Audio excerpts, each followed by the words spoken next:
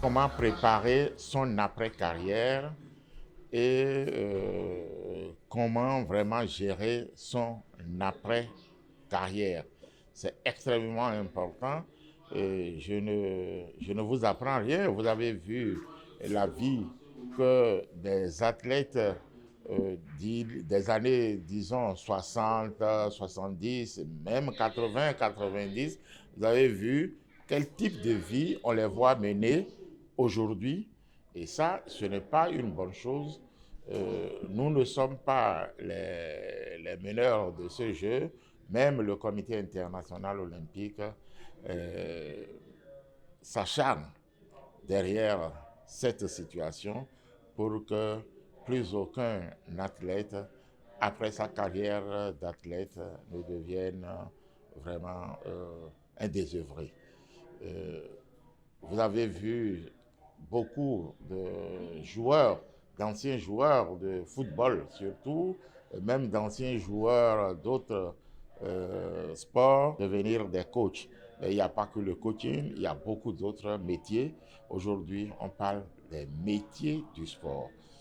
Et voilà, donc c'est l'occasion où on parle de ces opportunités auprès des athlètes pour que déjà, au cas où, à la fin de leur carrière, ils ne voudraient pas rentrer dans le cursus des métiers déjà connus et qu'ils veulent continuer dans les métiers du sport, qu'ils sachent que la porte leur est grandement ouverte. Le 22 décembre 2022, s'est tenue la deuxième édition du Forum des athlètes du Bénin. L'objectif de cette année est d'initier les jeunes athlètes aux exigences du sport de haut niveau. Très pédagogique dans sa forme, le forum de cette année a connu 4 communications au cours duquel divers sujets ont été abordés. Ainsi, après une brève cérémonie d'ouverture, la présentation du programme de la journée a définitivement lancé le forum par différentes allocutions, principalement celle de Odile Arouanou, présidente de la commission des athlètes du Bénin. Sujet à un franc succès, les 4 communications ont permis d'éclairer les participants sur des problématiques de fond. L'exposé de M. Achille Aéou a été au cours de la première communication l'occasion d'édifier l'auditoire du jour sur la nécessité de bien planifier sa carrière sportive et plus encore l'après-carrière qui sous de nombreux aspects peut présenter des défis à relever. Et les compétitions de référence, Jeux olympiques, championnat du monde, championnat d'Europe. Ça veut dire qu'on est sportif de haut niveau quand on pratique une discipline sportive acceptée comme une discipline de haut niveau dans laquelle on représente son pays au niveau national ou international. C'est ça qui donne le caractère de sportif de haut niveau. Les citrons, les oranges, eh bien c'est vers 16 heures. Et pas le matin, comme on dit souvent, le matin de prendre des vitamines C. Évariste Mendy, nutritionniste de formation, a quant à lui mis l'accent sur l'importance d'une nutrition optimale dans la carrière de l'athlète. Si vous voulez aider votre corps à prendre toutes les forces de votre aliment, vous ne devez pas faire de sport dans les trois premières heures. Les seuls aliments que vous pouvez prendre avant une séance, si la séance est dans une demi-heure ou dans une heure, c'est un fruit. Le médecin est garant de la santé. Troisième communication a été l'occasion pour le docteur Assi Hervé, cardiologue, d'explorer les préoccupations relatives à la santé des athlètes. Enfle, vous voyez que ça enfle, donc ça veut dire que épanchement de sang dans l'articulation. Avec ça, on ne marche pas. Le gars dit laisse-moi, docteur, il n'y a rien, je joue. Effectivement, il ne sent rien. Qu'est-ce qu'il a pris pour venir? C'est là où vous vous rendez compte, en allant fouiller dans leur sac, que vous trouvez des mélanges de Red Bull, Rocks. On a mis un peu de soda bee, on a mis 5 ou 6 comprimés de pur sang, on a mis du Sprite, et puis on est dedans. Résultat ou rien. Résultat, combien de temps? Parler de ça. De façon crue, c'est de l'éducation. Dire aux gens ce qu'ils auront comme problème. Ne pensez pas que c'est des pratiques qui sont isolées ou le loin, au Bénin, vécu régulier. Quant à Odile Arouanou et Benjamin Boupeti, ils ont partagé leurs expériences sur la transition de carrière et sur le rôle et l'importance d'une commission des athlètes. Le propre de l'exigence, c'est que je mets un niveau d'exigence tellement élevé que je suis souvent en dessous parce que c'est difficile, ça demande d'être très bon dans plein de spécificités et j'y arrive pas toujours.